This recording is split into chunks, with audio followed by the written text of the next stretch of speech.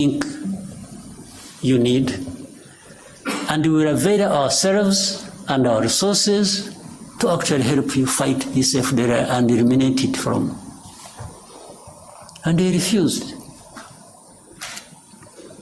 I had even given them advice that, you see, Uganda has a problem of ADF and others based in Congo.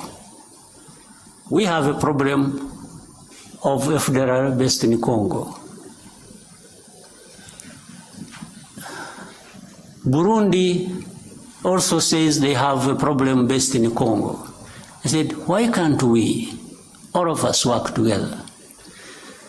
Uganda works with the DRC, Rwanda works with the DRC, Burundi works with the DRC to eliminate the threat to security along our borders. I suggested to them, to the current administration, in 2019. Now, what they did, they allowed Uganda to go and to send in their troops to go and fight ADF. They allowed Burundi to quietly go into DRC to fight whichever their groups they are fighting are. When it came to Rwanda, they refused. Of course, that means something. They refused because either on their own or on advice by whoever, they actually didn't want this problem of FDLR addressed. This was way before this M23 problem flared up.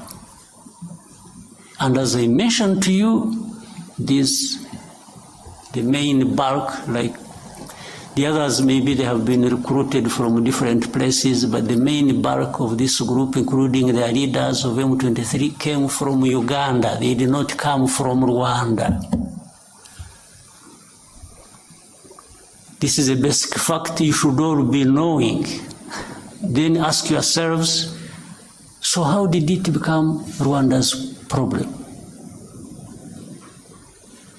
So why doesn't DRC address the problems of their own people? Why do they have to put the weight of that on our shoulders?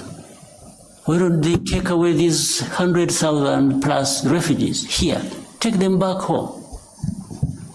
Now, to show you the connection with these other countries, for all the time this problem has been there, some of these refugees, these countries, United States, Canada, Scandinavian countries, other countries, they've been coming here and selecting people from these camps that they would go and relocate in their countries. They've been doing it over a long time, but they have not taken many people. Out of 130,000 we have here, they have maybe among these countries, they have maybe relocated for settlement in their areas about, it can't be more than 11,000. Over 20 years. So do these people come and take these refugees? Or these people, knowing that they are taking Rwandese or they are taking Congolese? They definitely know they are taking Congolese. So how about those who are staying here and have not found a home anywhere in these areas? What happens to them? And they are coming every day, every time, with this fighting going on. So then they quickly find a solution in saying, let's blame Rwanda for everything. Then they make statements. Rwanda-backed M23 is doing this, is doing Rwanda every day. Rwanda must remove their forces. So I asked another time when we were having a conference like this, if anybody thinks Rwanda is in DRC, why should Rwanda be in DRC? They should ask themselves that question. If you want to blame Rwanda for being in DRC, can you also make an effort and try to reason and say, okay, but yeah, it's true, Rwanda is in DRC. Rwandan forces are in DRC. But why? Why should they be in DRC? So that's why they quickly find an answer and say, they are there to steal minerals. Okay, suppose that is also true, if you think that is true. What happened to FDLR? Or what happened to what produced refugees to be here in their hundreds of thousands? What happened? Why? Was it because ADF was stealing minerals in Congo? That's why these refugees came here? Is it? So where is the FDLR? FDLR is nowhere. You don't remember 2019 and later on afterwards 21 and so on, when there were 2019 in November, I remember there was an incursion through Virunga Mountains, invaded our country, areas of Kinigi and in Musanze. These were FDLR. Afterwards, the bombardment that came from DRC onto our territory. There we held a Commonwealth conference here. So the bombardment that was, and it killed our people. And we raised these matters with the government of DRC. Now, so everything is, oh no, they are there just stealing minerals. Okay, if you are right on this, how about these other issues? How have you addressed them? So, my dear friend, I've given you a long answer. I wanted to really be quoted correctly, and I hope you will. This problem can be addressed, but it cannot be addressed by just having processes where the only thing, in fact, it's really sad. We have processes and we have leaders leading these processes, and what becomes more important is the appearance, the camera appearance. It's being seen there to be signing something,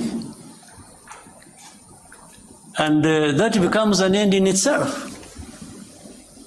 You leave the problem intact, you don't address it. Oh, but you didn't go to Rwanda. Okay, how about the time I went there? What happened?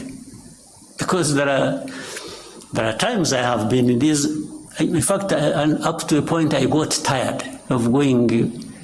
We have meetings in Nairobi, I was always present. We have meetings in Rwanda, I was always present. We have, wherever there were meetings to discuss how to end this problem, Rwanda was present.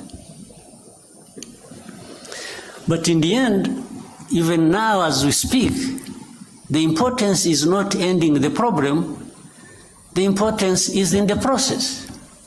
It's in the appearance to be photographed and you say you were in Rwanda. So if you're not there, but I have discovered that being there and not being there amounts to the same thing. It doesn't address the problem.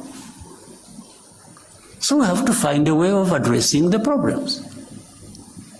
Not processes becoming an end in themselves.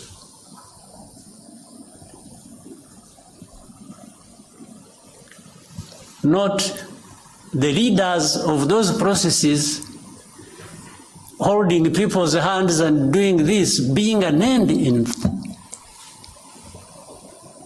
itself. We have to have results built on addressing the root causes. And then another time they say, oh, Rwanda, you see, you have influence on M23. By the way, influence just because some of those guys will speak the same language, so that becomes an influence. Okay, but let's assume we have the influence. And I have been asking these people, so okay, what do you want me to tell these people? Do you really want me?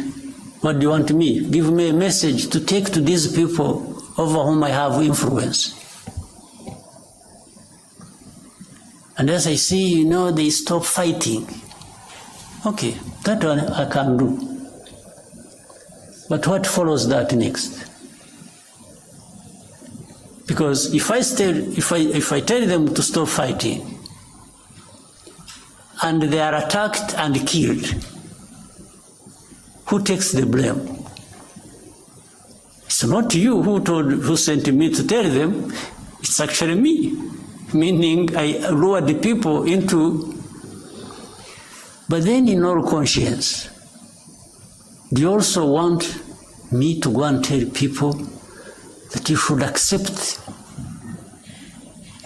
being denied your rights and keep quiet because some people, some powers are not happy?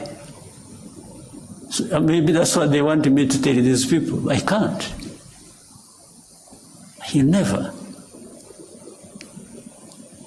It happened when we met, you must have seen it, when I met President Tshisekedi in New York around General Assembly. And we had with us President of France, President Macron.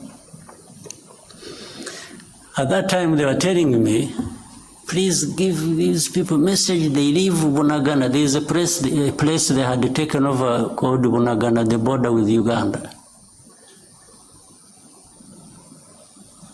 Otherwise, fighting will continue. I said, okay, I can even transmit your message, just out of politeness.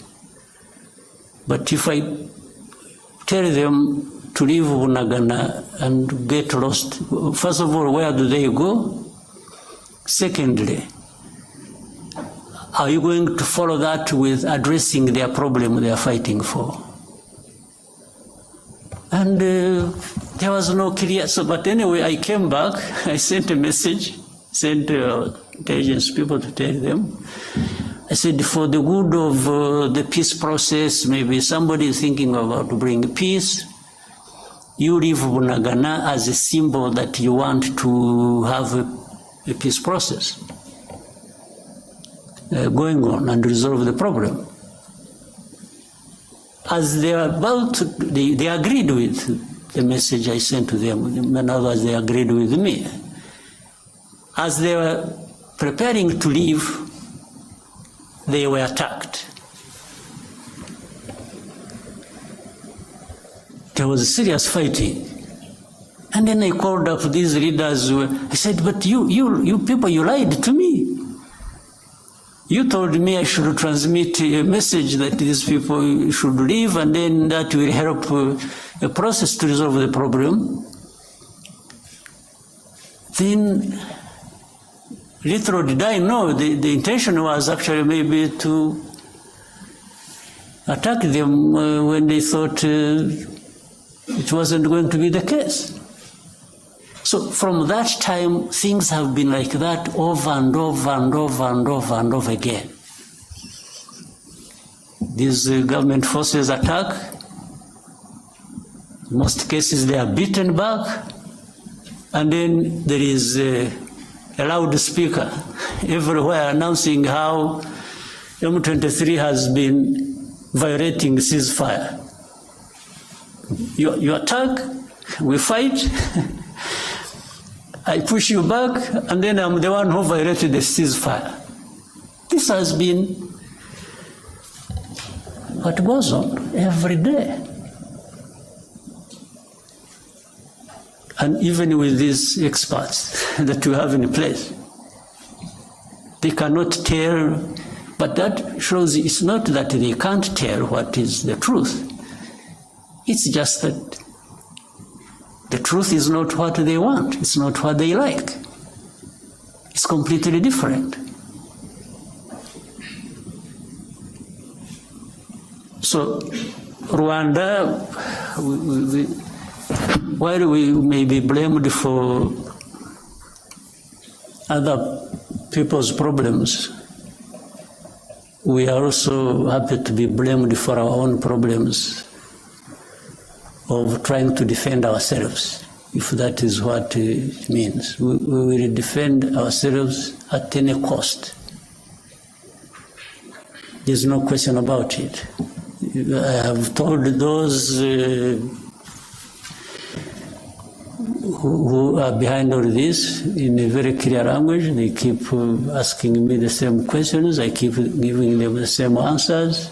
If there is anything that I can compromise on, it has nothing to do with ceding even a millimeter in terms of preserving the security of our country. Absolutely not. So, my friend who asked the question, the answers are obvious, they are known. But in their heads, these other people have their own other way of looking at things. They don't care about us, they don't care about anybody, they care about themselves. If you want to allow yourself to open up to be crushed, you will get crushed, and that's not their business. They really facilitate that. So, let me end up the wrong story here, but it is an accumulation of, I have been silent for a long time. So I thought I needed maybe to go back into a little bit of the history of the problem. But the facts are clear. It's only those who don't want the facts that have other ways of looking at things. All right. Maybe that answers all the questions you had in mind, but we can open up for more questions. Your Excellency, before we take more questions from the room, we received a question from a journalist called Charles Onyango Obo. He and